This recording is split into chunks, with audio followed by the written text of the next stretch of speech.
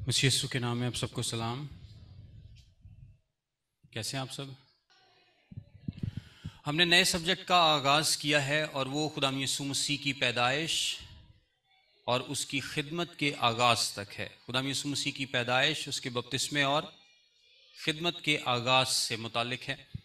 آپ کو پتہ ہے کہ بنی اسرائیل سینکڑوں سال سے بڑے دکھ میں تھے، ظلم و زیادتی کا شکار تھے، بڑی مصیبت میں تھے، کیونکہ بہت ساری قومیں آئیں، بار بار آئیں، ان پر قبضہ کیا، ان پر حکمرانی کی، ان سے ٹیکسز لیے، ان کے ساتھ زیادتیاں کیں، بہت زیادتی کی گئی۔ اور یہ جو اندھیری رات تھی، یہ بڑی ہی لمبی رات تھی، بڑی لمبی رات تھی ان کے لیے، جو وہ ان زیادتیوں سے گزر رہے تھے۔ کبھی ایک قوم آتی، کبھی بابل میں اسیر کر لیے جاتے، کبھی یونانی آ جاتے، کبھی رومی آ جاتے، اور وہ اپنے ساتھ اپنے بتوں کو لے کر آتے۔ ان کو بھی مجبور کیا جاتا کہ بہت ساری ان کی باتیں مانی جائیں، اور یہ اپنی ریلیجس پریکٹسز بھی جو ہے وہ آزادی سے نہیں کر پاتے تھے۔ بڑی مصیبت میں تھے، مشکل میں تھے، تنگ تھے، لیکن کچھ نہیں کر پاتے تھے۔ یہ پکارتے تھے، یہ آسمان کی طرف ہاتھ اٹھا کر التجا کرتے تھے، لیکن کوئی جواب نہیں تھا، آسمان سے کوئی جواب نہیں تھا، مکمل طور پر خاموشی تھی۔ اور یہ خاموشی بڑی لمبی تھی۔ 400 سال پہلے ملاکی نبی نے نبوت کی تھی کہ آفتاب صداقت طالع ہوگا اور اس کی کرنوں میں شفا ہوگی۔ تقریباً 430 سال قبل یہ بات کہی گئی، اور اتنے سال گزر گئے، وہ پکارتے ہیں کہ اے خداوند کب، آخر یہ رات کب ختم ہوگی، مسیح کب آئے گا، کب ہمیں نجات دے گا، کب ہمارے دکھوں سے، مصیبتوں سے ہمیں رہائی بخشے گا۔ وہ اس انتظار میں ہیں، لیکن یہ رات لمبی لمبی لمبی اور بہت ہی لمبی ہوتی چلی گئی، اور کوئی سورج نکلتا دکھائی نہیں دے رہا، مسیحا آتا ابھی دکھائی نہیں دے رہا۔ اور اس دوران ہم نے ڈسکس کیا بھی تھا کہ بہت ساری زیادتیاں کی گئیں، یہاں تک کہ ایک سور کی قربانی بھی ہیکل میں گزرانی گئی تھی، ان کی آنکھوں کے سامنے ہیکل کو ناپاک کیا گیا۔ ایسا لگتا تھا جیسے یہ دعائیں کرتے ہیں اور وہ دعائیں آسمان سے ٹکرا کے واپس آ جاتی ہیں، اور خدا سن نہیں رہا، خدا کی طرف سے کوئی جواب نہیں ہے، مکمل خاموشی ہے۔ تقریباً 400 سال ہو گئے، خدا نے کبھی کوئی بات نہیں کی، کوئی کلام نہیں کیا، مکمل خاموشی۔ تقریباً 500 سال پہلے کوئی آسمانی مخلوق نظر آئی تھی، کوئی فرشتہ یا کوئی آسمانی مخلوق تقریباً 500 سال پہلے یسوع مسیح سے نظر آئی، اس کے بعد وہ بھی کبھی نظر نہیں آیا۔ اور جو معجزہ ہے آخری، وہ تقریباً 800 سال پہلے ایلیشا ایلیا کے دور میں ہوئے۔ دانیل کی کتاب میں بھی ذکر ہے، لیکن وہ اس طرح سے ڈائریکٹ معجزہ نہیں ہے۔ جب اس کو شیروں کی غار میں ڈالا گیا، یا صدرک میشک عبدالنجو کا جو واقعہ ہے، تو معجزہ ہوئے دیکھے بھی بڑی دیر ہو گئی، سینکڑوں سال گزر گئے۔ فرشتہ یا کوئی آسمانی مخلوق دیکھے، سینکڑوں سال گزر گئے۔ خدا کو کلام کیے، سینکڑوں سال گزر گئے۔ روزانہ دعائیں کرتے ہیں، دعائیں کرتے ہیں، دعائیں کرتے ہیں، آسمان تک جاتی ہیں، ایسا لگتا ہے جیسے ٹکرا کے واپس آ جاتی ہیں، اور کوئی سننے والا نہیں ہے۔ اور جب آپ کو پتہ ہے کہ اندھیری رات ہوتی ہے، جب سب سے اندھیری رات ہوتی ہے، تو وہ کس چیز کا وقت ہوتا ہے؟ اس کے بعد صبح کا۔ صبح سے پہلے جو اندھیرا ہے وہ سب سے زیادہ ہوتا ہے۔ اچھا، تو ہم بات کر رہے تھے کہ یہ ایک لمبی اندھیری رات ہے جو ختم ہونے کا نام نہیں لے رہی۔ اور لوکا جو ہے وہ بڑا محتاط تاریخ دان ہے، وہ ایسے واقعے سے شروع کرتا ہے جب خدا کی یہ لمبی خاموشی جو ہے وہ ٹوٹتی ہے، اور خدا کلام کرتا ہے، خدا بات کرتا ہے۔ آئیے میرے ساتھ دیکھیں لوکا کی انجیل اس کا پہلا باب اور 5ویں آیت سے لکھا ہے، یہودیہ کے بادشاہ ہیرودیس کے زمانے میں ابیہ کے فریق میں سے زکریا نام ایک کاہن تھا، اور اس کی بیوی ہارون کی اولاد میں سے تھی، اور اس کا نام الیشبا تھا، اور وہ دونوں خدا کے حضور راست باز اور خداوند کے سب احکام و قوانین پر بے عیب چلنے والے تھے، اور ان کے اولاد نہ تھی کیونکہ الیشبا بانجھ تھی اور دونوں عمر رسیدہ تھے۔ لوکا بڑے ہی محتاط طریقے سے یسوع مسیح کی کہانی کو اس نجات کے منصوبے کو کہاں سے شروع کرتا ہے؟ یوحنا بپتسمہ دینے والے سے۔ کس سے؟ یوحنا بپتسمہ دینے والے سے۔ یعنی پہلے وہ یوحنا بپتسمہ دینے والے کی پوری سٹوری کو بیان کرے گا اور پھر مسیح کی پیدائش کی طرف آئے گا، پھر مسیح کی پیدائش کی طرف آئے گا۔ اب یوحنا سے سٹوری جو ہے اس کو شروع کرنے کے 3 مقاصد تھے، ہم نے مختصر اس پر غور کیا تھا۔ سب سے پہلا کیا کہ یہ پرانے عہد کو نئے عہد کے ساتھ کیا کرتا ہے؟ کنیکٹ کرتا ہے، جوڑتا ہے، کیونکہ یوحنا بپتسمہ دینے والا پرانے عہد کا آخری نبی تصور کیا جاتا ہے۔ یہ پرانے عہد کو نئے عہد کے ساتھ جوڑتا ہے، اور اس سے ہمیں یہ بات پتہ چلتی ہے کہ پرانا عہد اور نیا عہد یہ کوئی 2 مختلف مذاہب نہیں ہیں، کہ یہودیت کوئی الگ مذہب ہے اور مسیحیت کوئی الگ مذہب ہے، بلکہ یہ ایک ہی منصوبہ ہے، نجات کا ایک ہی منصوبہ ہے، اور یہ منصوبہ آپس میں کیا ہے؟ کنیکٹڈ ہے، لنکڈ ہے، ایک ہی منصوبہ ہے جو پرانے سے شروع ہوا اور نئے میں آ کر مکمل ہوتا ہے۔ اس لیے بھی وہ یوحنا سے آغاز کرتا ہے، کیونکہ یہ پرانے کو نئے سے جوڑتا ہے۔ دوسرا یہ کہ پرانے عہد نامے میں یسایہ نبی کی کتاب میں اور ملاکی نبی کی کتاب میں ایک پیشرو کا ذکر کیا گیا، اور وہ پیشرو کون تھا؟ یوحنا بپتسمہ دینے والا تھا، جو ایلیا کی روح میں اس کے آگے آگے چلے گا۔ یسایہ میں بھی اس کا ذکر ہے اور ملاکی نبی کی کتاب میں بھی ذکر ہے کہ میں اپنے رسول کو بھیجوں گا۔ پرانے عہد نامے میں کیا کیا گیا؟ پیشین گوئی کی گئی، پریڈکٹ کیا گیا، اور مکمل کہاں پر ہوا؟ نئے عہد نامے میں۔ اس کا کیا مطلب ہے کہ اگر پرانا عہد نامہ الہامی ہے تو نیا عہد نامہ بھی الہامی ہے، کیونکہ پرانے عہد میں کی گئی باتیں نئے عہد میں پوری ہو رہی ہیں۔ اور تیسری جو بات امپورٹنٹ ہے وہ کیا ہے کہ چونکہ یوحنا پیشرو ہے، اگر لوکا اس بات کو ثابت کر لے کہ پیشرو کون ہے تو اس بات کو ثابت کرنا آسان ہو جائے گا کہ مسیح کون ہے۔ مسیح کون ہوگا؟ جس کی طرف پیشرو اشارہ کرے گا کہ یہ مسیح ہے، کیونکہ پیشرو پہلے گیا، پہلے بھیجا گیا جا کر راہ تیار کرے، اور جب وہ تیار کر لے گا لوگوں کو تو پھر وہ بتائے گا کہ مسیح کون ہے۔ اور یوحنا نے کس کی طرف اشارہ کیا تھا جب یسوع نے بپتسمہ لیا؟ کہ وہ دیکھو خدا کا برہ جو دنیا کے گناہ اٹھا لے جاتا ہے۔ اس لیے لوکا یوحنا سے آغاز کرتا ہے تاکہ وہ سب سے پہلے اس بات کو اسٹیبلش کرے کہ یوحنا بپتسمہ دینے والا کیا ہے؟ یسوع مسیح کا پیشرو ہے۔ یوحنا بپتسمہ دینے والا یسوع مسیح کا پیشرو ہے۔ لکھا ہے یہودا کے بادشاہ ہیرودیس کے زمانے میں ابیہ کے فریق میں سے زکریا نام ایک کاہن تھا۔ یہاں پر سب سے پہلے یہودیہ کا ذکر کیا گیا ہے۔ یہودیہ صوبہ ہے، بنی اسرائیل کا صوبہ ہے، اور ہم اس پر بڑی ڈیٹیل میں گفتگو کر چکے ہیں کہ گلیل صوبہ تھا، سامریہ صوبہ تھا، یہودیہ صوبہ تھا۔ یہ مختلف انہوں نے صوبے علاقے ڈیوائیڈ کر رکھے تھے، بنا رکھے تھے، ایڈمنسٹریٹو پرپزز کے لیے بھی اور دوسرے مقاصد کے لیے بھی۔ یہودیہ اس لیے اہم ہے کیونکہ یروشلیم یہودیہ میں تھا، یروشلیم یہودیہ میں تھا، اور وہ یہودیہ کے بارے میں بتاتا ہے کہ یہاں پر بادشاہ کون تھا؟ ہیرودیس۔ ہیرودیس کے بارے میں ہم ڈیٹیل سے گفتگو کریں گے، آج کے لیکچر میں نہیں، بعد میں، کہ ہیرودیس کون تھا، اس کی اولاد کون تھی، اور کس کس طرح سے اس نے حکومت لی۔ آج میں چاہتا ہوں کہ ہم زکریا کاہن پر بات کریں۔ لکھا ہے یہودیہ کے بادشاہ ہیرودیس کے زمانے میں ابیہ کے فریق میں سے زکریا نام ایک کاہن تھا، اور اس کی بیوی ہارون کی اولاد میں سے تھی، اور اس کا نام الیشبا تھا۔ اب آپ کو کہانت کے بارے میں چند باتیں بتاتا ہوں کہ ہارون کی اولاد جو ہے اس میں سے کاہن ہوا کرتے تھے۔ ہارون کی اولاد ساری کی ساری کیا تھی؟ کاہن تھی۔ ہارون کی اولاد میں سے کاہن ہوا کرتے تھے لاوی کے قبیلے میں سے۔ بنی اسرائیل میں کتنے قبیلے تھے؟ 12 قبیلے۔ 12 قبیلوں میں سے لاوی کے قبیلے میں سے ہارون کا جو خاندان ہے صرف اس میں کہانت تھی، اور باقی جو لاوی تھے وہ کیا کرتے تھے؟ وہ باقی خدمات سر انجام دیتے تھے، کہانت کی خدمت نہیں بلکہ باقی خدمات، دوسری خدمات جو ہے وہ سر انجام دیتے تھے۔ لیکن ہارون کی اولاد جو تھی اس میں کہانت تھی۔ ہارون کی نسل کا ہر مرد کیا تھا؟ کاہن تھا۔ ہارون کی نسل کا ہر مرد کاہن تھا۔ اب زکریہ کون ہے؟ یہ بھی ہارون کی نسل میں سے ہے، اور کیا ہے؟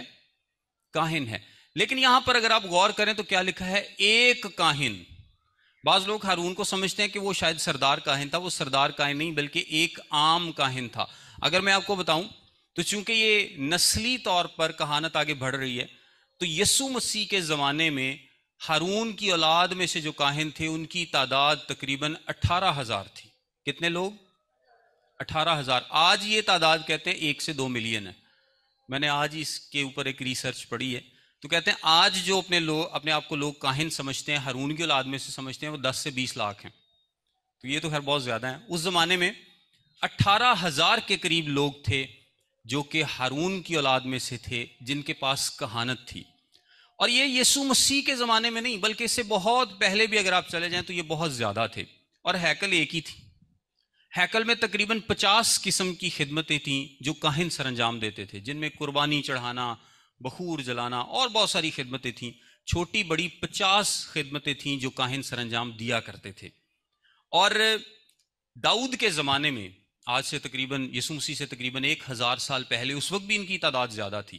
سو داؤد نے کیا کیا؟ اس نے دیکھا کہ کاہن بہت زیادہ ہیں اور یہ خدمت سر انجام نہیں دے پاتے، تو اس نے کیا کیا؟ کاہنوں کو تقسیم کر دیا. کاہنوں کو تقسیم کر دیا، گروپس بنا دیے، فریق بنا دیے. اور فریق اس نے کتنے بنائے؟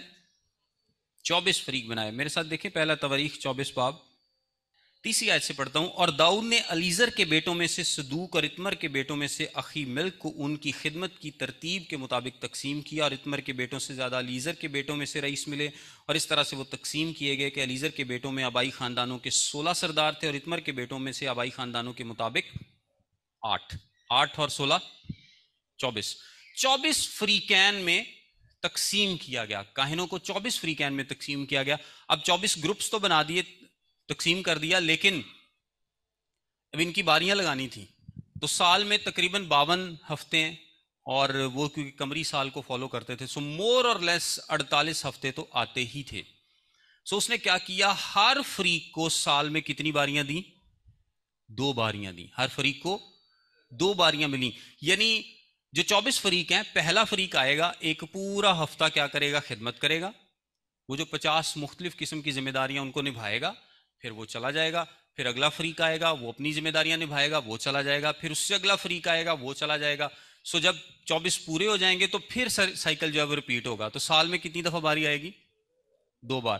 اب آپ اگر امیجن کر کے دیکھیں کہ ہیکل میں یہ سلسلہ چل رہا ہے، وہ لوگ اپنی باری پہ آتے ہیں اور اپنی خدمت سر انجام دیتے ہیں اور واپس چلے جاتے ہیں. سو اگر میں ڈیوائیڈ کر کے دیکھ رہا تھا میتھمیٹکس میں کہ اگر 24 فریق ہیں اور 18,000 کاہن ہیں تو تقریباً 800 کے قریب ہوں گے. اگر آپ ڈیوائیڈ کریں تو ایک فریق میں کتنے لوگ آئے؟ 800 کے قریب. 800 بندے ہیں ایک فریق کے. اور بخور کتنی دفعہ جلایا جاتا ہے؟ ایک دفعہ صبح اور ایک دفعہ شام کو. اور بخور جلانا سب سے اہم عبادت تھی. سب سے اہم ذمہ داری کیا تھی؟ بخور جلانا. اس لیے کہ ایک قربانی صبح اور ایک شام کو گزرانی جاتی تھی، اور اسی قربانی کے بعد بخور جلایا جاتا تھا. اب قربانی کہاں پر جلائی جاتی تھی؟ مذبح پر. اور مذبح کہاں پر تھا؟ باہر تھا. پاک مقام سے باہر تھا، بنی اسرائیل کے احاطے میں. کیونکہ آپ کو پتا ہے کہ جو ہیکل ہے اس کو مختلف احاطوں میں ڈیوائیڈ کیا گیا تھا. سب سے جو اہم مقام تھا وہ تھا ہولی آف ہولیز، پاک ترین مقام. اور اس کے بعد کیا تھا؟ پاک مقام. اور اس کے بعد پھر بنی اسرائیل کا احاطہ، کاہنوں کا احاطہ، اس کے بعد خواتین کا احاطہ، اور اس کے بعد غیر اقوام کا احاطہ. سو رسائی لمیٹڈ ہے. رسائی کیا ہے؟ لمیٹڈ ہے. یعنی سب سے باہر جو ہے وہ غیر اقوام کا احاطہ ہے، غیر اقوام اس سے آگے نہیں جا سکتے. اس سے جو نیکسٹ سٹیپ ہے وہ خواتین کا احاطہ ہے، اس میں مرد جا سکتے ہیں اور خواتین جا سکتی ہیں.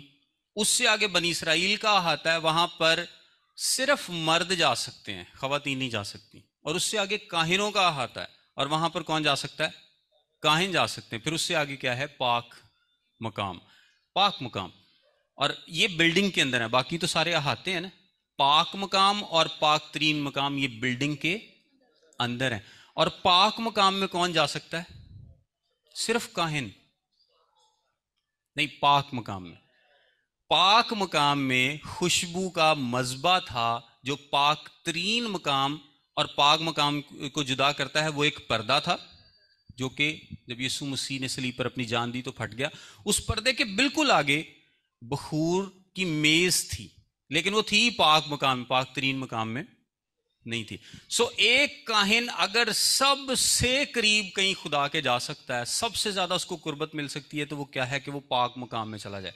کیونکہ پاک ترین مقام میں تو سردار کاہن کے علاوہ کوئی جا ہی نہیں سکتا، اور وہ بھی سال میں ایک مرتبہ. جو صرف سردار کاہن ہے وہ پاک ترین مقام میں جائے گا اور سال میں ایک بار جائے گا.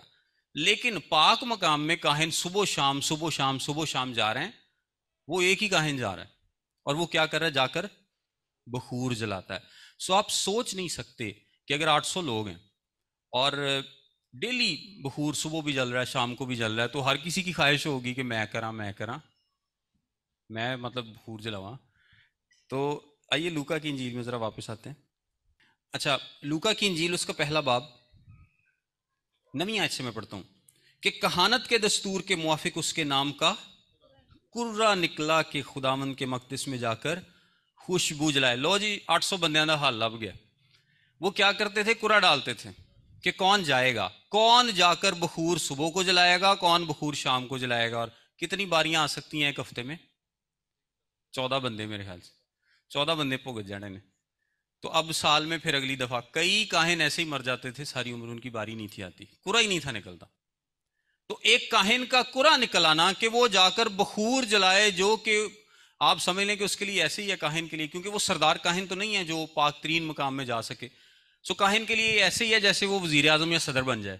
اس کی زندگی کی سب سے بڑی خواہش یہی تھی کہ اس کے نام کا کرا نکل آئے اور وہ بخور جلا سکے، پاک مقام میں جا کر خدا کے حضور میں بخور جلا سکے. اور جس کا ایک دفعہ کرا نکل آتا تھا اس کو دوسری بار اس کا نام نہیں تھے ڈالتے، وہ کہندے سے دیواری ہو گئی بس. ایک ہی باری ہے آپ بخور جلائیں، دوسری باری آپ کو نہیں آئے گی. اور زکریا اور الیشبا، یہ ان کے بارے میں کیا لکھا ہے؟ یہ عمر رسیدہ تھے، بوڑھے تھے.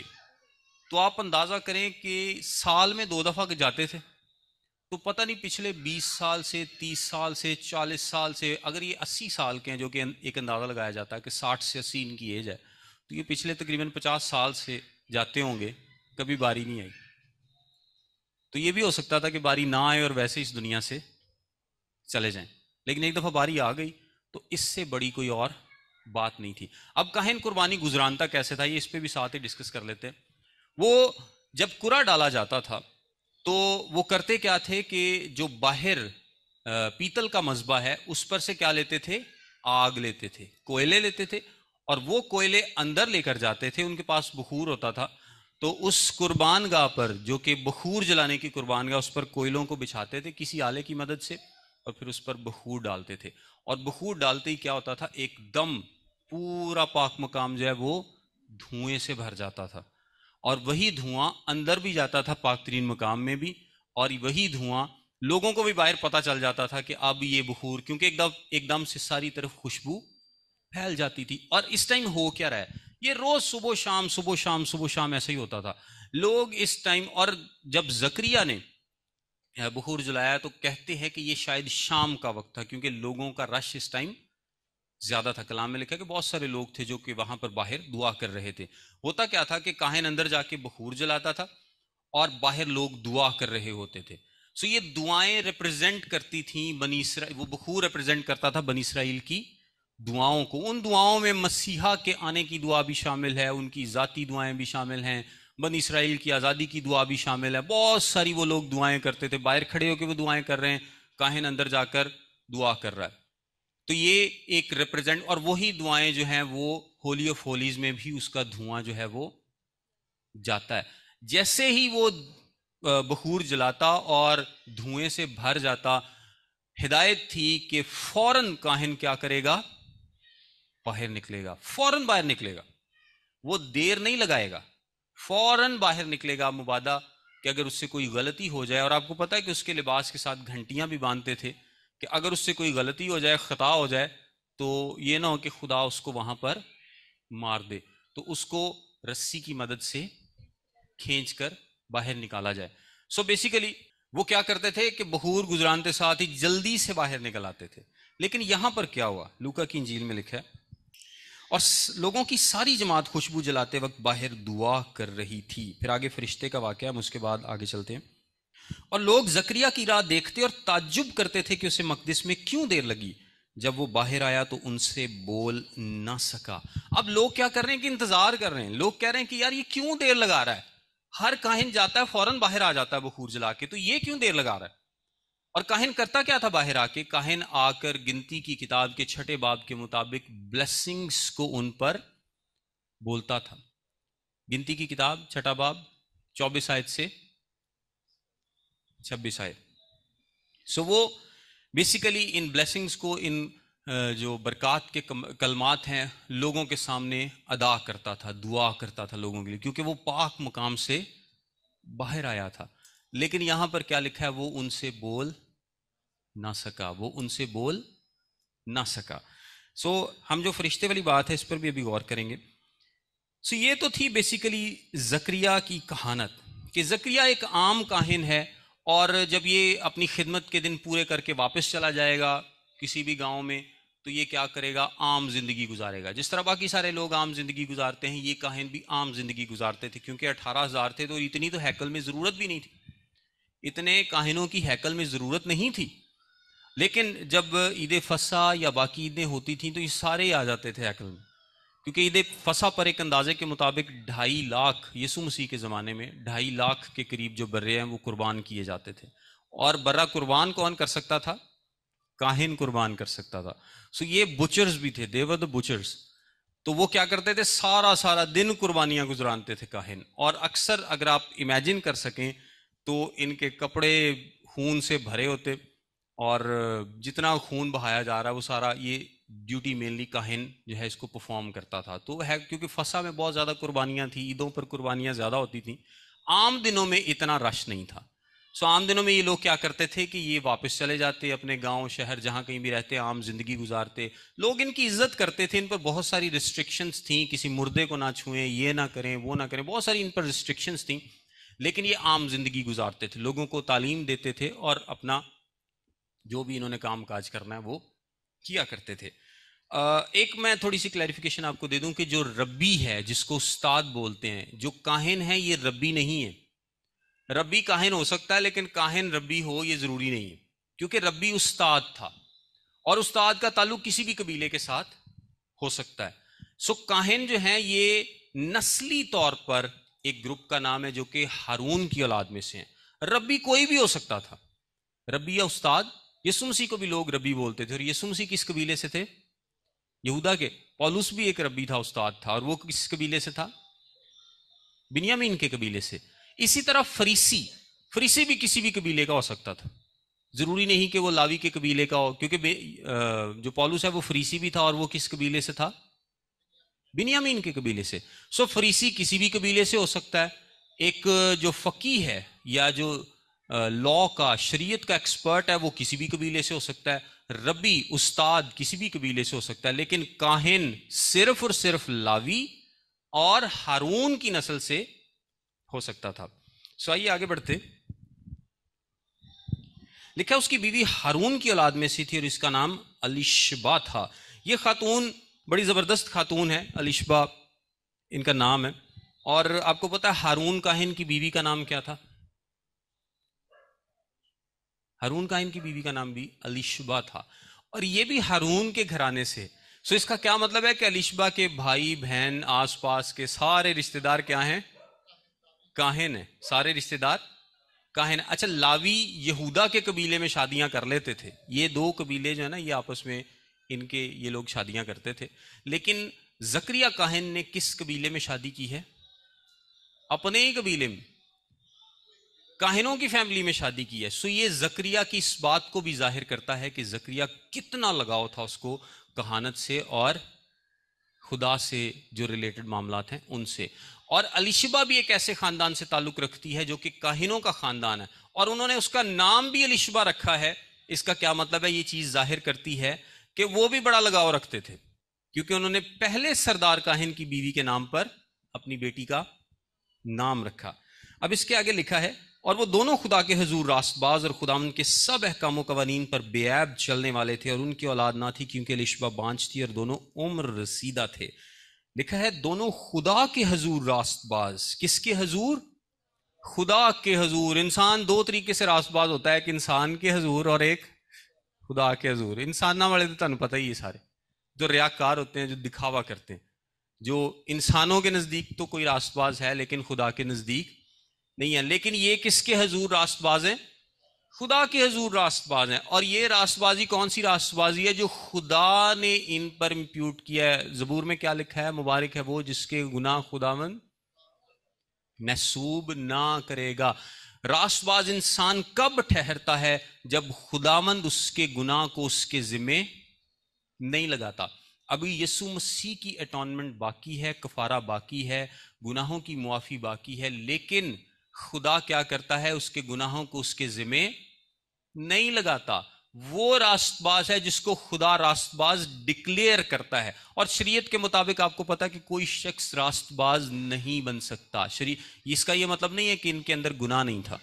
شریعت کے مطابق کوئی شخص اپنی ایفرٹ کے ساتھ راست باز ڈکلیئر نہیں کیا جا سکتا۔ راست باز انسان کیسے بن سکتا ہے؟ جب خدا اس کے گناہ کو محسوب نہ کرے اور اس کو راست باز ڈکلیئر کرے، اس کو راست باز۔ اور بھی کئی ہم راست باز لوگوں سے ملیں گے جو کہ خدا کے نزدیک راست باز تھے۔ یہ لوگ بیسیکلی جانتے تھے کہ ہم اس قابل نہیں ہیں کہ ہم شریعت پر عمل کر سکیں، ہم کمزور ہیں، ہم ویک ہیں، ہم اس قابل نہیں ہیں۔ ہمیں کس کی ضرورت ہے؟ خدا کی ضرورت ہے، ہمیں خدا کی ضرورت ہے۔ سو خدا کیا کرتا ہے؟ جب کوئی اس بات کو جان لیتا ہے کہ اس کے بغیر میں راست باز نہیں ٹھہر سکتا، میں گناہوں کی معافی نہیں پا سکتا، مجھے کوئی بھی راست باز نہیں ٹھہرا سکتا، میں اپنی ایفرٹ کے ساتھ راست باز نہیں ٹھہر سکتا، تو خدا اس کو راست باز ٹھہراتا۔ اور خدا چاہتا ہے کہ سب اس بات کی پہچان تک پہنچیں کہ آپ نہیں کر سکتے، آپ اپنی ایفرٹ سے نہیں کر سکتے۔ زبور میں دیکھ لیں، باقی ابھی اتنا وقت نہیں ہے ہمارے پاس، لیکن پرانے عہد میں بار بار دیکھ لیں کہ جو اپنے گناہوں کا اقرار کرتا ہے اور خدا پر بھروسہ رکھتا ہے، خدا کو وہ شخص کیا ہے؟ پسند آتا ہے۔ اور جو سمجھتا ہے کہ میں بڑی چیز ہوں، میں اپنے عملوں سے بڑا کچھ کر سکتا ہوں، جس طرح پولس کہتا ہے کہ میں اپنی ساری عمر شریعت کے لحاظ سے راست باز اپنے آپ کو سمجھتا رہا، بعد میں کیا اس کو کہتا ہے؟ یہ سب کیا ہے؟ فارغ ہے، منورنگ، اپنے آپ کو اعمال کے ذریعے راست باز ٹھہرانے کی ساری کوشش کیا ہے؟ ناکام ہے، کسی کام کی نہیں ہے، کسی قابل نہیں ہے، آپ ایسا کر ہی نہیں سکتے۔ سو خدا نے ان کو راست باز ٹھہرایا، لیکن چونکہ یہ خدا کے نزدیک تو راست باز تھے، انسانوں کے نزدیک یہ راست باز نہیں تھے۔ اس کی کیا وجہ ہے؟ کیونکہ ان کے اولاد نہیں تھی۔ اور بنی اسرائیل میں لوگ سمجھتے تھے، ربی کہا کرتے تھے روایت کے مطابق کہ 7 قسم کے لوگ ہیں جن سے خدا بات نہیں کرتا، ایکس کمیونیکیٹڈ۔ اور ان میں وہ شروع یہاں سے کرتے تھے کہ جس کے شادی نہیں ہے، جس نے شادی نہیں کی، جس نے شادی نہیں کی اور جس کے اولاد نہیں ہے، یہاں سے وہ شروع کرتے تھے کہ یہ لوگ ایکس کمیونیکیٹڈ ہیں، یہ ایک طرح سے خارج ہیں، مطلب فارغ نے ساڑھے لو۔ اور بھی بہت سارے لوگ تھے۔ اور آپ کو پتہ ہے کہ استثناء کی کتاب، اور اگر آپ شریعت میں باقی بھی قوانین کو پڑھیں تو جہاں پر سزاؤں کا ذکر ہے تو اس میں یہ بھی ذکر ہے کہ اگر کوئی خدا کے حکموں پر نہ چلے تو خدا بانجھ پن کو بھی لا سکتا ہے۔ اس کا ذکر لعنتوں میں بھی کیا گیا ہے، سزا کے طور پر خدا بانجھ پن کو بھی لا سکتا ہے۔ سو انہوں نے تو پکا سوچا ہوا تھا کہ جس کی اولاد نہیں ہوتی یہ کیا ہے؟ خدا کی طرف سے لعنت ہے۔ سو یہ لوگوں کے نزدیک راست باز نہیں تھے۔ آپ دیکھیں کہ ساری عمر انہوں نے تانا سنا ہوگا کہ اس کی اولاد نہیں ہے، ان کی اولاد نہیں ہے، ان کی اولاد نہیں ہے، ان کی اولاد نہیں ہے۔ سو وہ خدا کے نزدیک تو راست باز ہیں، لیکن انسانوں کے نزدیک وہ راست باز شاید نہیں ہیں، اور اب تو ان کی عمر بھی کافی ہو چکی ہے۔ سو آگے لکھا ہے جب وہ خدا کے حضور اپنے فریق کی باری پر کہانت کا کام انجام دیتا تھا تو ایسا ہوا کہ کہانت کے دستور کے موافق اس کے نام کا کرا نکلا کہ خداوند کے مقدس میں جا کر خوشبو جلائے، اور لوگوں کی جماعت خوشبو جلاتے وقت باہر دعا کر رہی تھی۔ میں سوچ سکتا ہوں کہ آپ امیجن کر رہے ہوں گے کہ کیا چل رہا ہے وہاں پہ، کہ خداوند کا فرشتہ خوشبو کے مذبح کی دہنی طرف کھڑا ہوا اس کو دکھائی دیا، اور زکریا دیکھ کر گھبرایا اور اس پر دہشت چھا گئی۔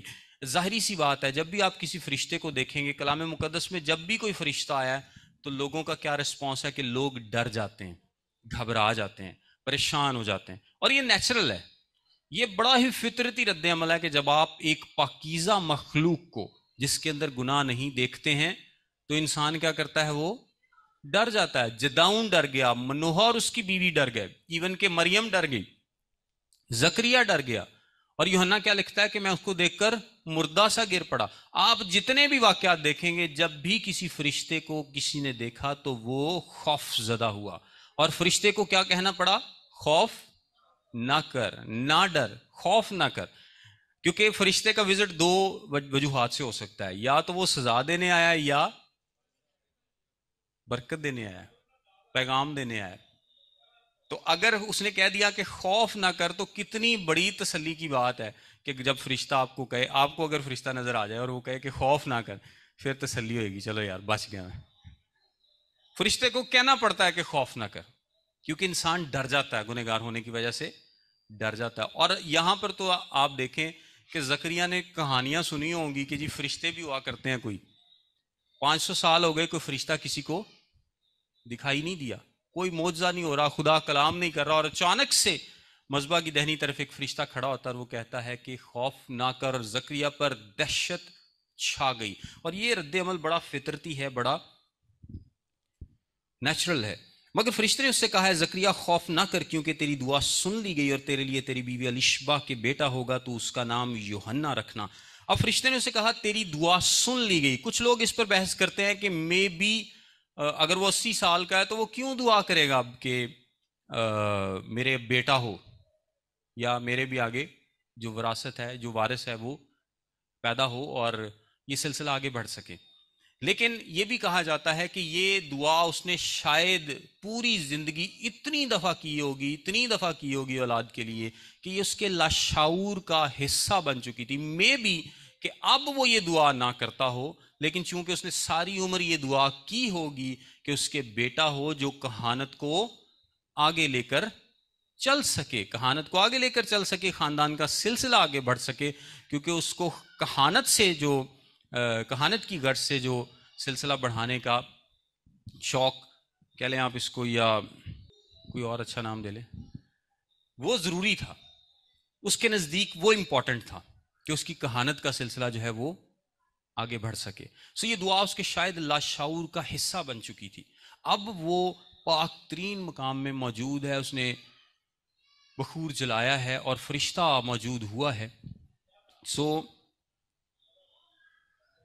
یہ نہیں کہا جا سکتا کہ اس وقت کوئی یہی دعا کر رہا تھا، لیکن فرشتہ اس سے کہتا ہے کہ تیری دعا سن لی گئی، تیری بیوی الشبہ کے بیٹا ہوگا، اس کا نام یوحنا رکھنا. تجھے خوشی و خرمی ہوگی، وہ بہت سے لوگوں کو اس کی پیدائش کے سبب سے، اور بہت سے لوگ اس کی پیدائش کے سبب سے خوش ہوں گے، کیونکہ وہ خداوند کی حضور میں بزرگ ہوگا، اور ہرگز نہ کوئی اور شراب پیے گا، اور اپنی ماں کے بطن ہی سے روح القدس سے بھر جائے گا.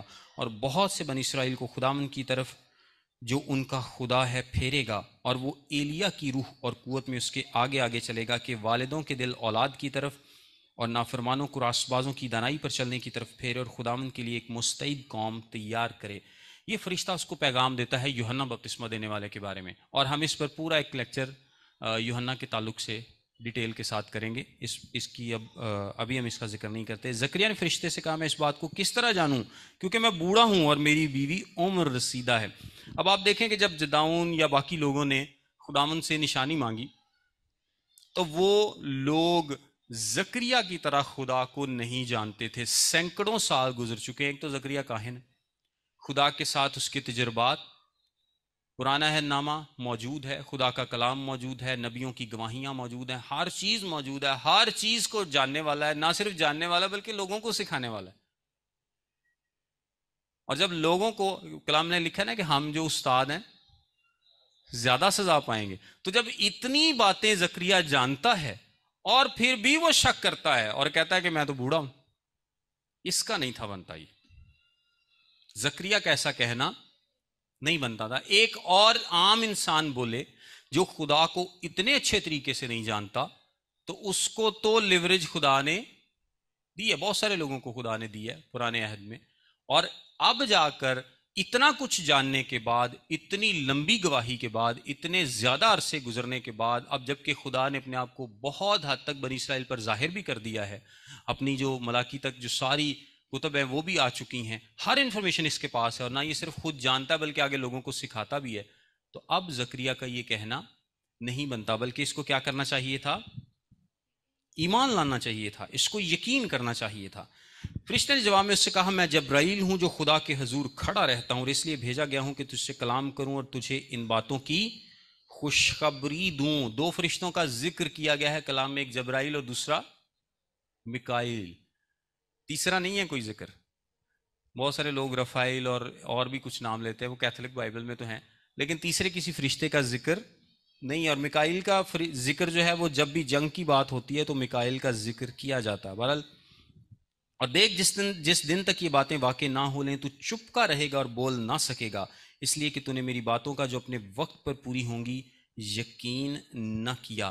اب زکریا نے کیونکہ اس مکاشفے کا جو فرشتے نے اس پر ظاہر کیا کہ اس طرح سے تیرے بیٹا ہوگا اور وہ بیٹا ایسا ایسا ہوگا، یقین نہیں کیا. سو فرشتے نے اس کو کیا دی؟ سزا دی. فرشتے نے زکریا کو کیا دی؟ سزا دی، اور وہ بول نہ سکا. اسے باہر نکل کر کیا کرنا تھا؟ لوگوں کو برکت کی دعا دینی تھی، لیکن وہ بول ہی نہیں سکا، وہ چپ ہی کر گیا. یعنی 80 سال دے تقریباً سمجھ لو بعد بندے دے اولاد دی خوشخبری ہوئی ہے تو کسی نے دس بھی نہ سکے. تو جب آپ کلام کا یقین نہیں کرتے تو آپ اس قابل بھی نہیں رہتے کہ آپ اس کو بتا سکیں یا سنا سکیں. ہوتا کیا ہے کہ اگر ہم کلام پر یقین نہیں کرتے، ہم ایمان نہیں رکھتے، تو خدا کا کلام جو ہے وہ ہمیشہ پورا ہوتا ہے. خدا کا کلام کبھی نہیں رکتا، وہ ہمیشہ اپنے وقت پر کیا ہوتا ہے؟ پورا ہوتا ہے. نقصان کس کا ہوتا ہے؟ ہمارا اپنا. نقصان کس کا ہوا نہ یقین کر کے؟ زکریا کا. کسی نے دسن جوگا نہیں رہا. چلے وہ تو اس کی سزا کم تھی، لیکن آج بھی اگر آپ دیکھیں کہ جو لوگ یقین نہیں کرتے وہ کس کا نقصان کرتے ہیں؟ اپنا نقصان کرتے ہیں. جو یقین نہیں رکھتے، جو ایمان نہیں رکھتے، جو ان باتوں پر غور و فکر نہیں کرتے، وہ کس کا نقصان کرتے ہیں؟ وہ اپنا نقصان کرتے ہیں. خدا کا کلام اس نے کیا بولا ہے؟ جو اپنے وقت پر پوری ہوں گی یقین نہ کیا. اور لوگ زکریا کی راہ دیکھتے اور تعجب کرتے تھے کہ اسے مقدس میں کیوں دیر لگی. جب وہ باہر آیا تو ان سے بول نہ سکا. پس انہوں نے معلوم کیا کہ اس نے مقدس میں رویا دیکھی ہے، اور وہ ان سے اشارے کرتا تھا اور گونگا ہی رہا. اب اشارے کرتا تھا اور لوگ بھی اس سے اشارے کرتے تھے، تو اس سے لوگ اندازہ لگاتے ہیں کہ شاید یہ گونگا ہونے کے ساتھ بہرا بھی تھا، کیونکہ لوگ بھی اس کو اشارے کر کر کے. دونوں آپشنز ہو سکتے ہیں کہ اگر کوئی بول نہ سکے نا تو لوگ سمجھتے ہیں کہ شاید انہوں سندا بھی نہیں، تو وہ اس سے اشارے کرتے ہیں. تو مے بی کہ وہ گونگا ہونے کے ساتھ ساتھ بہرا بھی ہو گیا، کیونکہ وہ لوگ اس سے اشارے کر رہے تھے، اس کو بات سمجھانے کے لیے، کمیونیکیٹ کرنے کے لیے کیا کر رہے تھے؟ اشارے کر رہے تھے. لکھا ہے پھر ایسا ہوا کہ جب اس کی خدمت کے دن پورے ہو گئے تو وہ اپنے گھر گیا. اب یہ دیکھیں، یہ بڑا ہی اس کے لیے خوشی بھی ہے، مایوسی بھی ہے. خدمت کے دن مطلب پورا ایک ہفتہ، جس پورے ایک ہفتے کے لیے وہ خدمت کرنے آیا، جب وہ دن پورے ہو گئے تب وہ اپنے گھر گیا. تو آپ اندازہ کریں کہ اس نے وہ ہفتہ کیسے گزارا ہوگا وہاں پہ. خدا نے سزا ملی تازہ تازہ، خوشخبری بھی ملی ہے تو سزا بھی ملی ہے. تو اب اس کو سمجھ نہیں آتی کہ میں لوگوں کو بتاؤں کیا، لوگوں کو سمجھاؤں کیا. ان کو تو سمجھ ہی کچھ نہیں آنی. وہ مطلب اشارے سے بھی نہیں بتا سکتا کہ میرے بیٹا ہوگا، کسی نے یقین ہی نہیں کرنا. تو اس کو اب جیسے تیسے کر کے اس نے اپنا وہ دور پورا کیا، وہ ویک پورا کیا. اور لکھا ہے ان دنوں کے بعد وہ اپنے گھر گیا. ان دنوں کے بعد اس کی بیوی الشبہ حاملہ ہوئی، اور اس نے 5 مہینے تک اپنے دن یہ کہہ کر چھپائے رکھا، جب خداوند نے میری رسوائی لوگوں میں سے دور کرنے کے لیے مجھ پر نظر کی، ان دنوں میں اس نے میرے لیے ایسا کیا. اب یہاں پر دیکھیں کہ لوکا بڑا محتاط ہے اس بات کو لکھنے میں. 24ویں آیت میں لکھا ہے ان دنوں کے بعد اس کی بیوی الشبہ حاملہ ہوئی. یعنی جب وہ اپنی کہانت کے دن پورے کر کے اپنے گھر چلا گیا ہے، ان دنوں کے بعد بیوی حاملہ ہوئی ہے، تاکہ کوئی یہ الزام نہ لگا سکے کہ اس کا شوہر گھر پر نہیں تھا. سو لوکا نے بڑے محتاط انداز میں اس کو لکھا ہے کہ خدمت پوری کی ہے، خدمت پوری کرنے کے بعد یہ اپنے گھر گیا ہے، اس کے بعد جو اس کی بیوی ہے وہ حاملہ ہوئی ہے، اور اس کے بعد آگے یوحنا کی پیدائش ہوتی ہے. خداوند آپ سب کو برکت دے.